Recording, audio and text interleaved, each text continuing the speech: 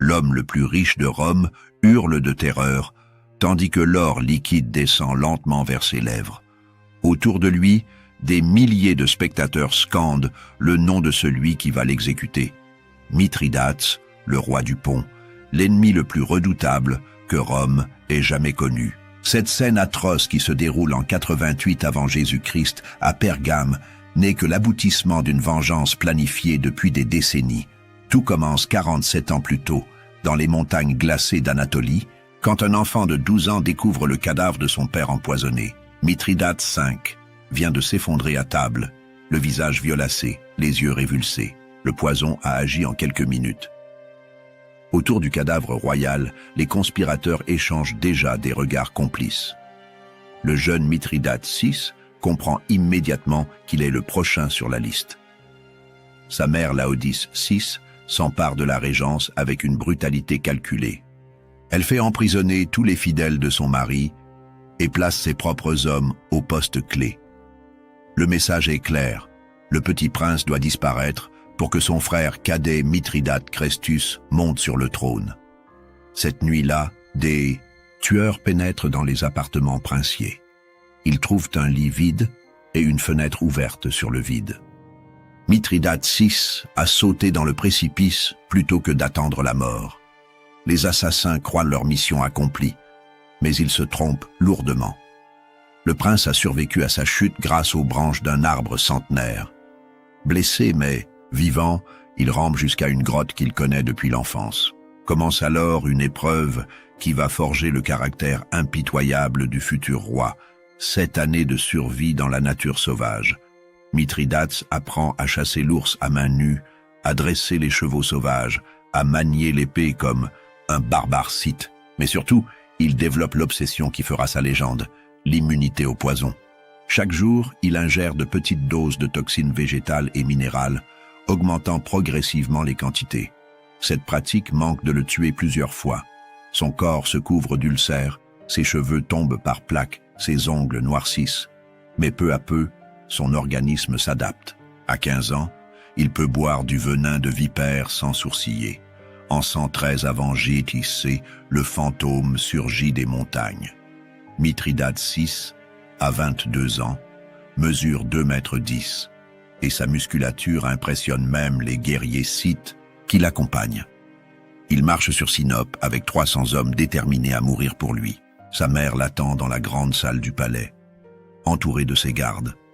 Elle croit pouvoir négocier avec ce fils qu'elle pensait mort. Erreur fatale. Mithridate ordonne froidement qu'on l'enchaîne dans les cachots où elle mourra de faim 3 mois plus tard. Son frère Crestus subit le même sort. Pour s'assurer de la loyauté de ses sujets, le nouveau roi épouse sa propre sœur Laodice, âgée de 16 ans. Cette union incestueuse, tradition perse, scelle définitivement son pouvoir sur le pont. Mithridate ne se contente pas de régner sur le petit royaume de ses ancêtres. Dès 112, il lance ses navires vers la Crimée et débarque avec 10 000 hommes sur les côtes de Chersonèse. Les cités grecques locales, menacées par les Scythes, l'accueillent comme un libérateur. Le jeune roi démontre immédiatement ses talents militaires. Il bat les Scythes dans 3 batailles consécutives, utilisant une tactique révolutionnaire. Ses archers à cheval harcèlent l'ennemi, pendant que ses phalanges macédoniennes frappent au centre. En 6 mois, toute la Crimée passe sous contrôle pontique. Ces victoires attirent l'attention des peuples voisins. Tigrane d'Arménie propose une alliance scellée par le mariage de sa fille avec Mithridate. Les rois du Bosphore offrent leur soumission volontaire. En une décennie, l'empire pontique s'étend du Caucase à la Cappadoce. Rome commence à s'inquiéter. En 102, le Sénat envoie une ambassade à Sinope pour féliciter Mithridate de ses succès. Le message implicite est clair, n'allez pas plus loin. Le roi du pont reçoit les ambassadeurs avec tous les honneurs, mais leur répond qu'il ne reconnaît aucune autorité au-dessus de la sienne. Cette déclaration équivaut à une déclaration de guerre. Rome la note soigneusement. En 95, Mithridate décide de tester la détermination romaine. Il installe son fils Ariaratès IX sur le trône de Cappadoce, chassant le roi pro-romain Ariobarzane. C'est un coup de maître politique. Officiellement, il ne fait que soutenir un prétendant légitime. La réaction romaine ne se fait pas attendre. Le consul Lucius Cornelius Sulla débarque en Asie avec 2 légions et chasse Ariarathes IX. Mais au lieu d'envahir le pont, il propose une rencontre à Mithridate pour clarifier la situation. Cette entrevue près de l'Euphrate marque la première confrontation entre les 2 hommes qui vont dominer les 20 années suivantes. Sulla, glacial et méthodique, fait face à Mithridate, flamboyant et passionné. Le Romain exige le retrait pontique de Cappadoce. Le roi accepte, provisoirement. Cette reculade n'est qu'une feinte. Mithridate utilise les 5 années suivantes pour préparer sa revanche. Il soudoie les gouverneurs romains d'Asie, infiltre ses agents dans les légions et surtout tisse un réseau d'alliances avec tous les ennemis de Rome. En 90 avant J.C., Rome commet l'erreur fatale. Elle envoie Manius Aquilius pour régler définitivement la question pontique. Manius Aquilius débarque à Pergame avec une réputation terrifiante. Ce vétéran de 50 ans a écrasé la révolte des esclaves en Sicile, tuant personnellement leur chef Athénion en combat singulier. Il a aussi pacifié plusieurs provinces en massacrant systématiquement les opposants. Mais Aquilius cache un vice qui va causer sa perte. Une cupidité sans limite. Il a accumulé une fortune colossale en vendant les postes de gouverneur, en détournant les impôts provinciaux et en rançonnant les cités grecques. Rome ferme les yeux tant que l'ordre règne. Sa mission officielle consiste à restaurer Nicomède IV sur le trône de Bithynie et à contenir Mithridate dans ses frontières. Officieusement, Aquilius compte s'emparer des légendaires trésors du pont, les mines d'or de Pontus Euxinus, les caravanes d'épices de la route de la soie, les tribus des cités grecques. Aquilius commence par accomplir sa mission avec succès. Nicomède IV reprend son trône sans résistance et Mithridate ne bronche pas. Encouragé par cette passivité apparente, le général romain décide de passer à la phase suivante de son plan. Il convainc Nicomède de lancer des raids sur le territoire pontique pour tester les défenses ennemies.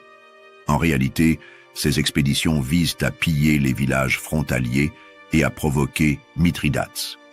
Aquilius compte sur une riposte limitée qu'il écrasera facilement, justifiant ainsi une invasion complète du pont. Pendant des mois, les raids se multiplient. Les Bithyniens brûlent les récoltes, pillent les temples, massacrent les populations civiles. Mithridate encaisse sans riposter, se contentant d'envoyer des protestations diplomatiques à Rome.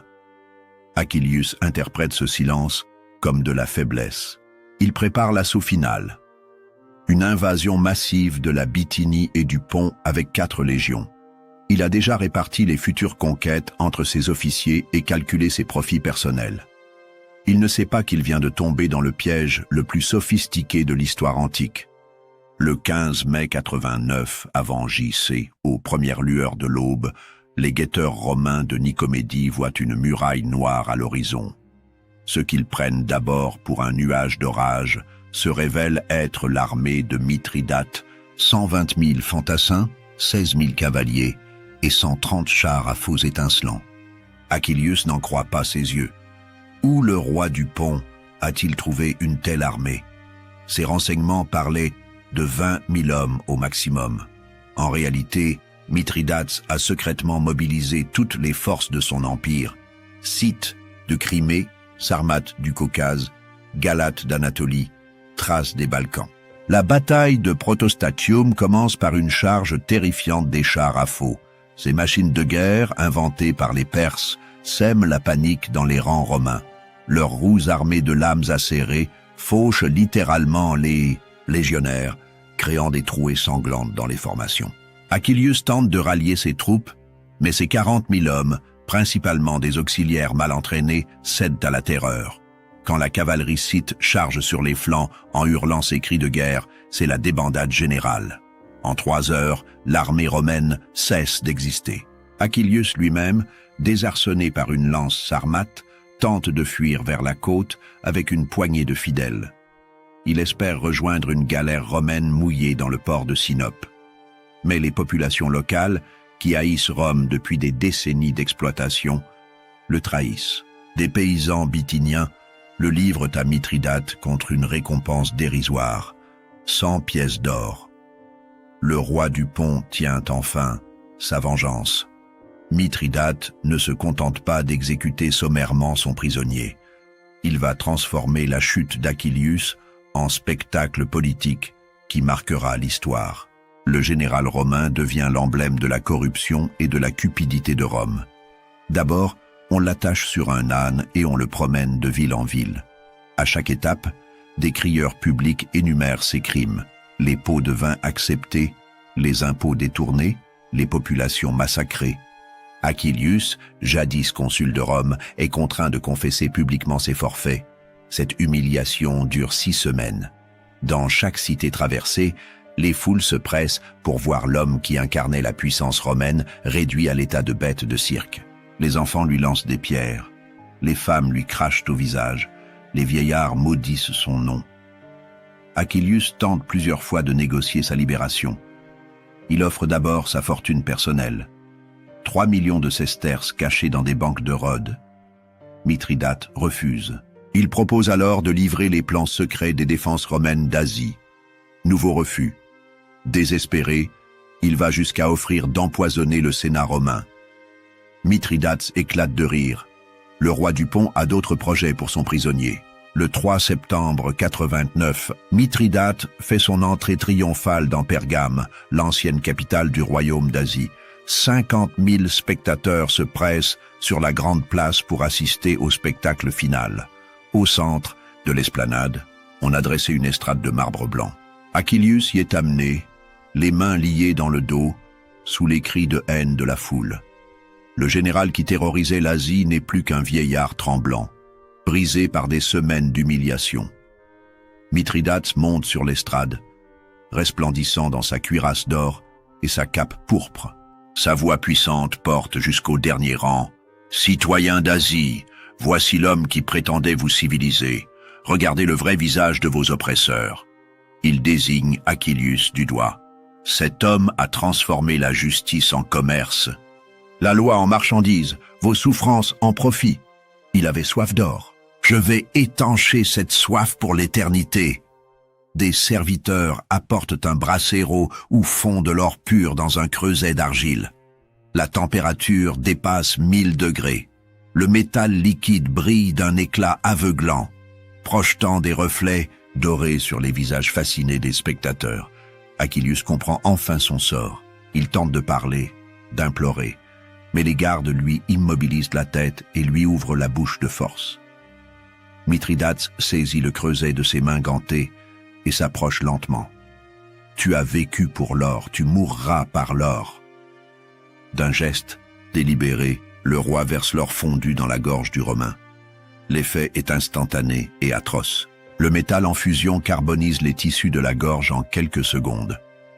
La vapeur générée par le contact avec les chairs provoque une explosion interne qui fait éclater les poumons. Achillius se convulse violemment avant de s'immobiliser, les yeux révulsés.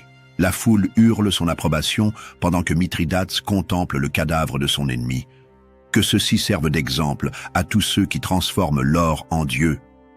L'exécution d'Achillius n'est que le prélude à un plan d'une ampleur terrifiante que Mithridate a préparé dans le plus grand secret. Des mois avant la guerre, ses émissaires ont contacté tous les gouverneurs et satrapes d'Asie mineure avec des instructions précises.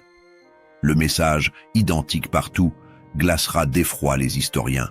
Le 30e jour après réception de Bisondistas, cet ordre, à l'aube, tuez simultanément tous les Romains et Italiens présents sur vos territoires. Hommes, femmes, enfants, vieillards, esclaves, affranchis, aucun ne doit survivre.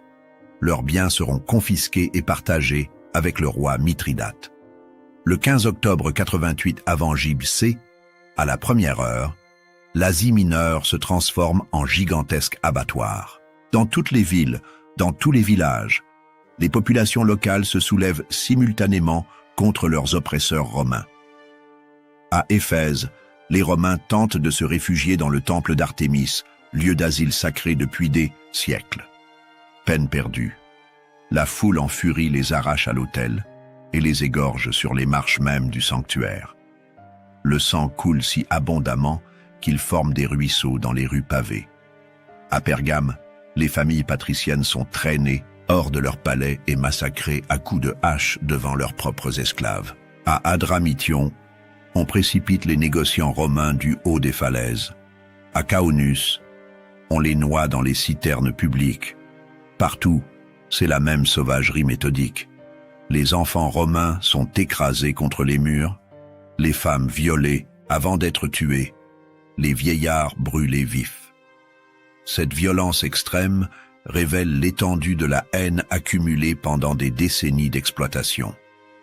En une seule journée, 80 000 Romains et Italiens périssent dans ce qui sera appelé les vêpres asiatiques.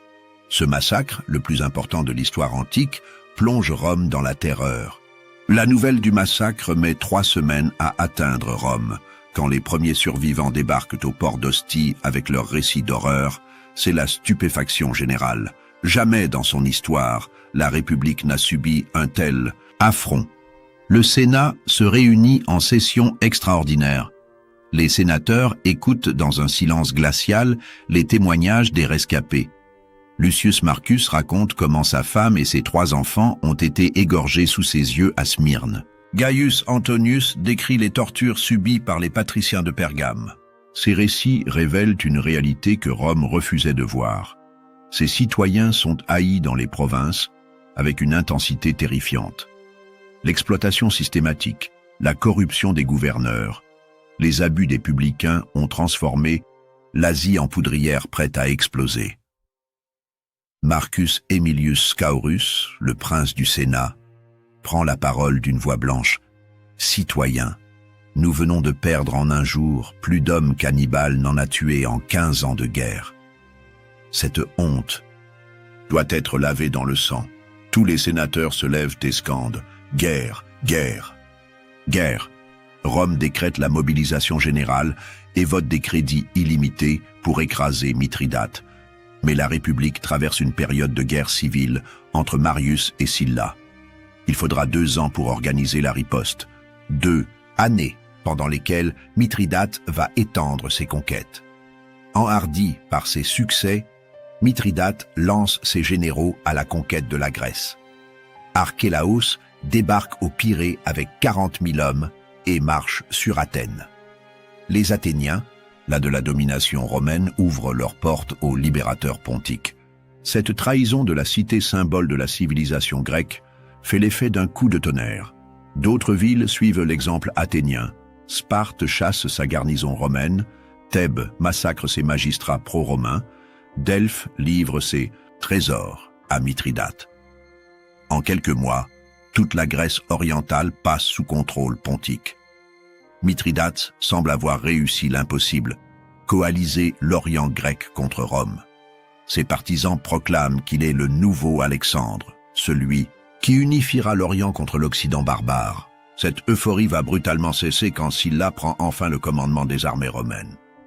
En 87 avant J.C., Lucius Cornelius Sylla s'empare du pouvoir à Rome et se fait confier la mission de châtier Mithridate. Ce choix va se révéler fatal pour le roi du Pont.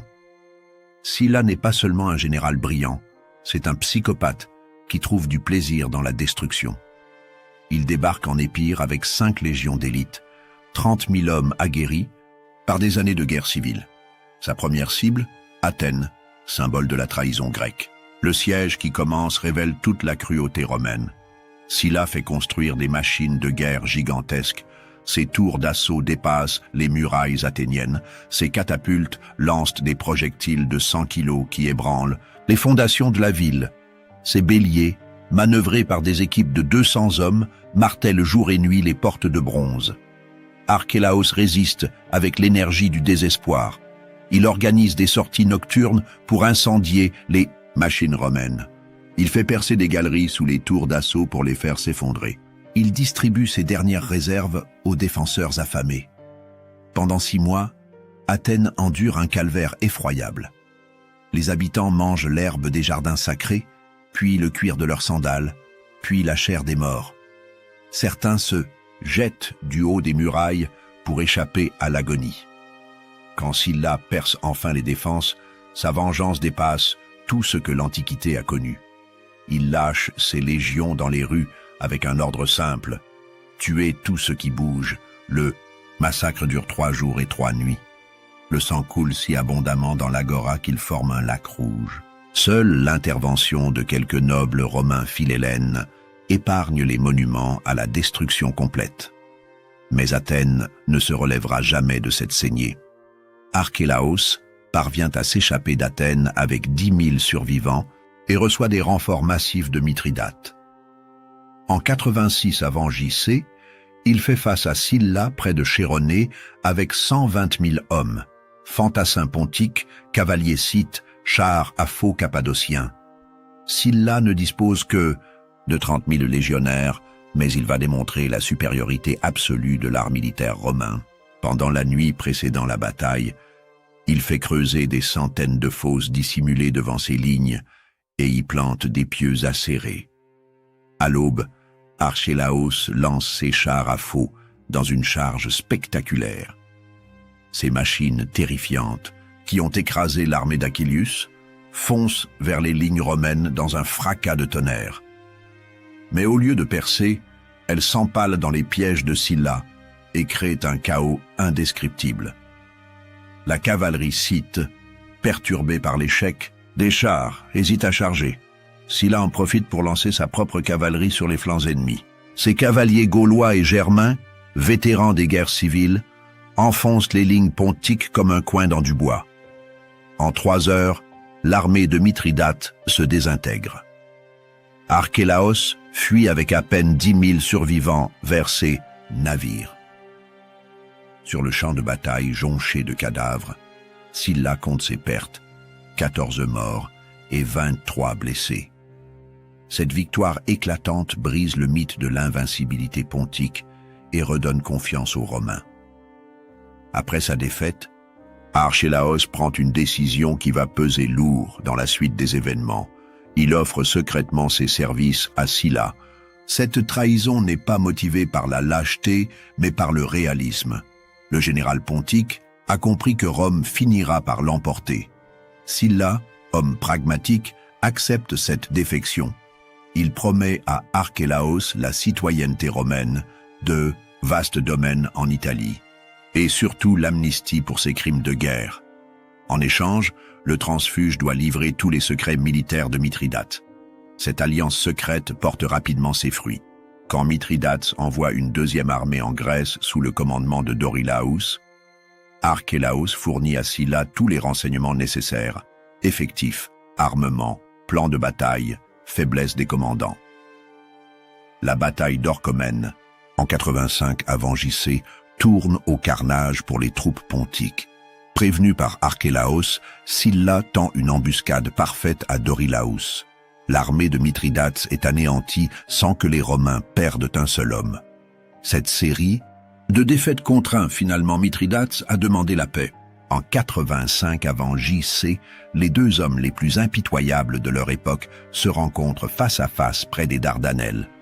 Sylla, glacial et méthodique, représente la machine de guerre romaine. Mithridate, toujours flamboyant, malgré ses défaites, incarne la résistance orientale. Les conditions de paix exigées par Sylla sont humiliantes.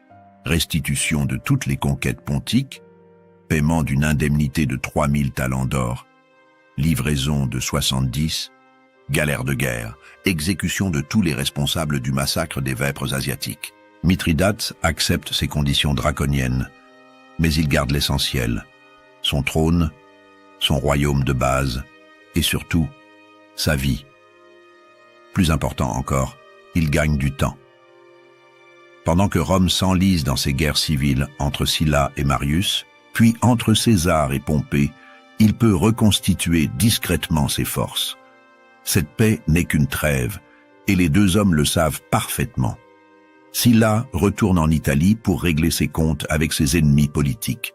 Mithridate rentre au pont pour préparer sa revanche. Le round suivant aura lieu dans 15 ans. En 74 avant JC, estimant que Rome est suffisamment affaiblie par le soulèvement de Spartacus et les rivalités entre Pompée et Crassus, Mithridate reprend les armes. Cette fois, sa stratégie est radicalement différente. Au lieu d'une guerre d'expansion classique, il mène une guerre de harcèlement et d'usure.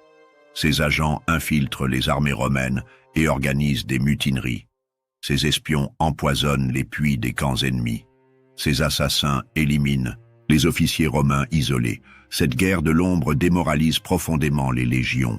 Rome dépêche successivement Lucullus, puis Pompée, pour en finir avec ce roi qui défie la République depuis 40 ans. Lucullus remporte plusieurs victoires brillantes, mais échoue à capturer Mithridate. Pompée, avec des moyens considérables, traque le vieux roi jusqu'en Crimée. En 66 avant J.C., Pompée lance l'offensive finale avec 12 légions et 30 000 auxiliaires. Sa stratégie, parfaitement coordonnée, consiste à fermer tous les débouchés possibles à Mithridate. Méthodiquement, il conquiert une à une toutes les positions pontiques. Mithridate, âgé de 69 ans, voit son empire s'effondrer morceau par morceau. Ses alliés l'abandonnent, ses généraux le trahissent, ses soldats désertent. Le coup de grâce vient de son propre fils Pharnace qui se révolte contre lui et s'allie aux Romains. Trahi par sa chair et son sang, Mithridate se retrouve isolé dans une forteresse de Crimée avec une poignée de fidèles. Plutôt que de tomber vivant aux mains de Pompée, il décide de mettre fin à ses jours. Mais l'ironie de l'histoire veut que sa fameuse immunité au poison, cultivée pendant des décennies, l'empêche de mourir. Les doses de venin qu'il ingère ne lui font aucun effet. Désespéré, il supplie Bituitus, son garde du corps gaulois, de l'achever à l'épée. Après 47 ans de règne, je meurs comme j'ai vécu, en résistant à Rome. L'épée traverse son cœur. Ainsi meurt le dernier grand roi hellénistique, celui qui aura tenu tête à Rome pendant 4 décennies. La mort de Mithridate en 63 avant J.C. marque la fin d'une époque. Avec lui disparaît le dernier, royaume capable de défier Rome sur un pied d'égalité. Désormais, la Méditerranée devient définitivement un lac romain. Mais la légende de Mithridate survit au siècle.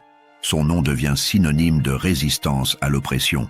Les poètes chantent ses exploits, les historiens admirent sa ténacité, les conspirateurs invoquent son exemple. Mozart composera un opéra sur sa mort. Racine en fera le héros d'une tragédie. Byron chantera sa gloire dans ses poèmes. Jusqu'au XXe siècle, Mithridate incarnera le roi qui osa défier l'empire invincible. L'exécution d'Achillius par l'or fondu reste l'épisode le plus frappant de cette saga. Elle symbolise la vengeance de l'Orient contre l'Occident, du raffinement grec contre la brutalité romaine, de la justice divine contre l'avidité humaine. En 2003, une équipe de médecins britanniques a voulu comprendre ce qui tuait réellement les victimes de l'or fondu. Utilisant un larynx de bœuf et du plomb en fusion, ils ont reconstitué l'exécution d'Achillius.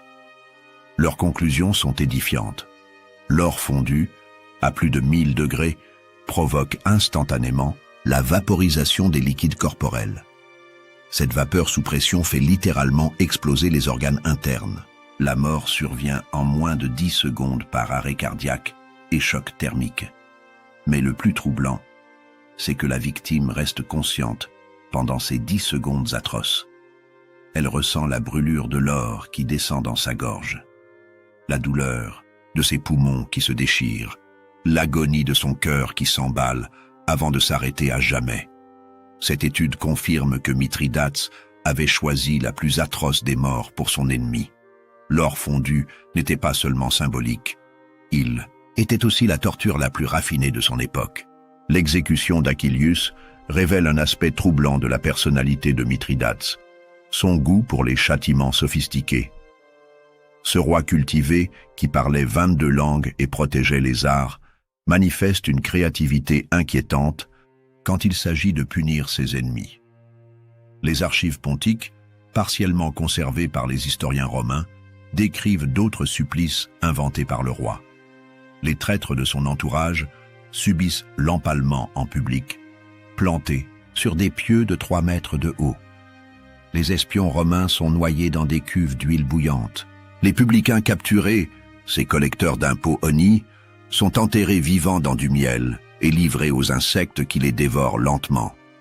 Les usuriers romains sont attachés sur des fourmilières géantes et abandonnés pendant des jours.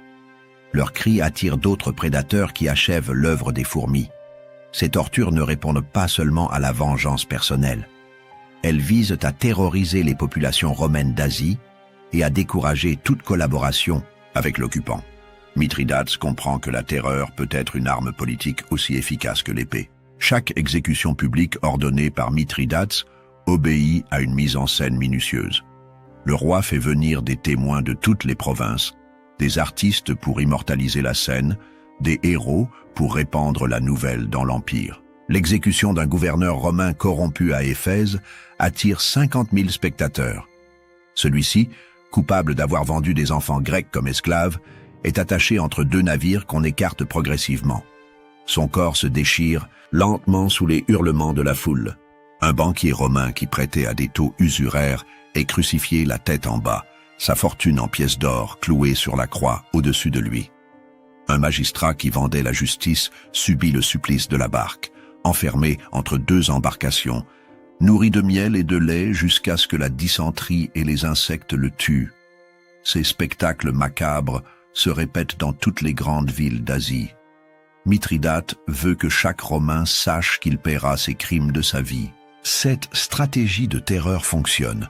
De nombreux administrateurs romains fuient l'Asie avant même l'arrivée des armées pontiques. L'exécution d'Achillius et le massacre des vêpres asiatiques traumatisent profondément la société romaine. Pour la première fois depuis Hannibal, Rome découvre qu'elle peut être battue, humiliée, massacrée par un ennemi étranger. Cette prise de conscience provoque une crise politique majeure. Les familles patriciennes qui ont perdu des fils en Asie exigent une vengeance exemplaire. Les Équites, cette classe de marchands et banquiers enrichis dans les provinces, comprennent soudain que leur cupidité peut leur coûter la vie. Marcus Porcius, Cato l'Ancien, figure emblématique de l'intransigeance romaine, prononce un discours, resté célèbre: « Citoyens, nous avons semé la haine en récoltant l'or. Nos gouverneurs ont prostitué la justice. Nos publicains ont saigné les provinces. Mithridates nous renvoie le miroir de nos crimes. » Ce discours fait scandale au Sénat, mais il traduit une prise de conscience. L'exploitation systématique des provinces a créé une bombe à retardement qui vient d'exploser. L'onde de choc provoquée par Mithridate pousse Rome à réformer profondément son système d'administration provinciale. Les abus les plus criants sont réprimés, les gouverneurs corrompus sanctionnés, les exactions des publicains limitées.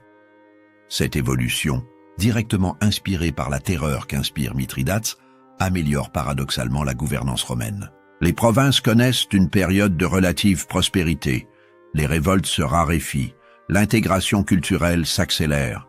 Ironiquement, le roi qui voulait détruire Rome contribue à la rendre plus efficace et plus durable. En révélant les failles du système, il force les Romains à les corriger.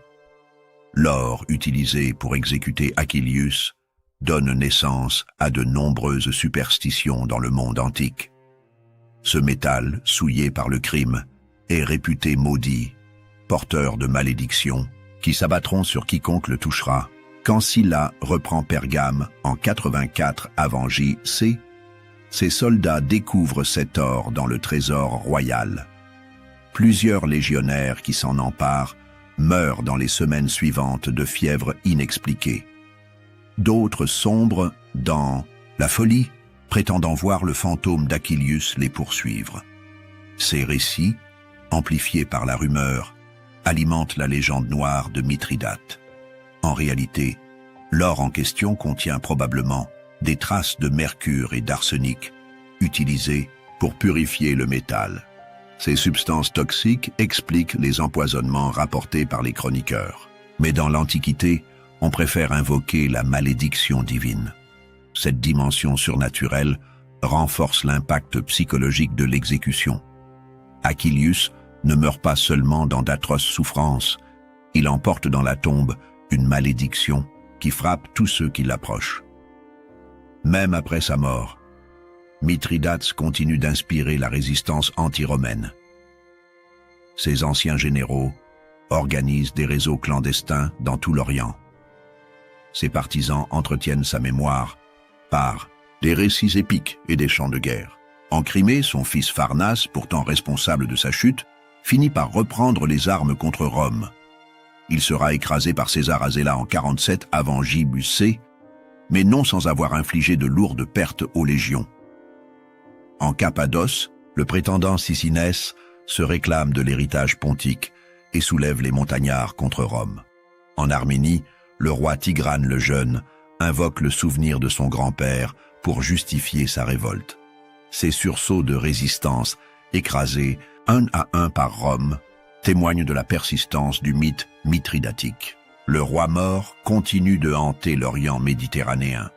Par-delà sa légende politique, Mithridate laisse un héritage scientifique durable. Sa méthode d'immunisation contre les poisons, perfectionnée pendant des décennies, ouvre la voie à la toxicologie moderne. Ses médecins de cour, dirigés par le célèbre Cratès, développent des antidotes universels mêlant des dizaines d'ingrédients. La fameuse thériaque de Mithridate reste utilisée jusqu'au XVIIIe siècle dans les pharmacopées européennes. Plus largement, le principe de la mithridatisation, l'immunisation par exposition progressive à de faibles doses, inspire les premiers vaccins. Jenner cite explicitement l'exemple de Mithridate dans ses travaux sur la variolisation au XVIIIe siècle. Cette dimension scientifique contraste avec l'image du tyran sanguinaire véhiculée par la propagande romaine. Elle révèle un esprit curieux, méthodique, capable d'innovation dans tous les domaines. Après la mort de Mithridates, Rome lance une vaste campagne de propagande pour ternir sa mémoire. Les historiens officiels le dépeignent comme un tyran sanguinaire, un barbare assoiffé de sang, un ennemi de la civilisation. Cette réécriture de l'histoire vise à justifier rétroactivement la brutalité de la répression romaine. Les massacres de Sylla en Grèce, les pillages de Lucullus en Asie, les déportations de Pompée en Crimée deviennent des actes de légitime défense contre un monstre. Tite-Live, Tacite, Plutarque participent tous à cette entreprise de dénigrement. Seuls quelques historiens grecs comme Appien tentent de donner une vision plus nuancée du personnage. Pourtant, les sources non romaines dressent un portrait radicalement différent. Les historiens parthes le décrivent comme un allié fidèle. Les chroniques arméniennes en font un protecteur de l'indépendance orientale. Les récits Thrace le présentent comme un libérateur. Cette bataille mémorielle se poursuit pendant des siècles. Chaque époque réinterprète Mithridate selon ses propres préoccupations. Résistant anti-impérialiste pour les uns, despote oriental pour les autres. La figure de Mithridate fascine les artistes de toutes les époques. Racine en fait le héros de sa tragédie Mithridate en 1673, créant un personnage déchiré entre l'amour et la vengeance. Mozart compose son opéra Mithridate, Re di Ponto en 1770, transformant le roi guerrier en héros romantique. Au XIXe siècle, les peintres orientalistes s'emparent du personnage. Delacroix peint La mort de Mithridate en 1838. Byron lui consacre plusieurs poèmes dans ses contes orientaux. L'exécution d'Achillius inspire de nombreuses œuvres, de la gravure de Gustave Doré aux toiles spectaculaires de Jean-Léon Gérôme. Cette fascination artistique révèle la dimension mythique du personnage. Au-delà de l'histoire, Mithridate incarne des archétypes universels. Le résistant face à l'oppresseur, l'Orient mystérieux face à l'Occident rationnel, l'individualisme héroïque face à la machine étatique. L'affrontement entre Mithridate et Rome nous enseigne des vérités éternelles sur la nature du pouvoir et de la résistance. Il montre comment l'oppression systématique finit toujours par susciter des réactions violentes, comment la cupidité aveugle des dirigeants peut provoquer des catastrophes imprévisibles. L'exécution d'Achillius symbolise cette justice immanente qui frappe tôt ou tard les oppresseurs. Le général romain, symbole de la corruption et de l'avidité, meurt par ce qu'il a le plus aimé, l'or. Cette mort atroce résonne comme un avertissement à tous ceux qui transforment le pouvoir en profit personnel. Mais l'histoire révèle aussi les limites de la résistance individuelle. Malgré son génie, son courage et sa ténacité, Mithridate finit par succomber face à la machine romaine. Son échec final démontre qu'aucun homme, si exceptionnel soit-il, ne peut durablement tenir tête à un système organisé. Plus de 2000 ans après cette exécution terrible, l'image de Mithridate versant l'or fondu dans la gorge d'Achilleus continue de nous hanter. Cette scène condense tous les enjeux d'une époque. La cupidité de Rome, la vengeance de l'Orient, le choc des civilisations, la barbarie du pouvoir. L'histoire de ces deux hommes nous rappelle que derrière les grandeurs des empires et les discours des philosophes se cachent toujours des réalités plus sombres.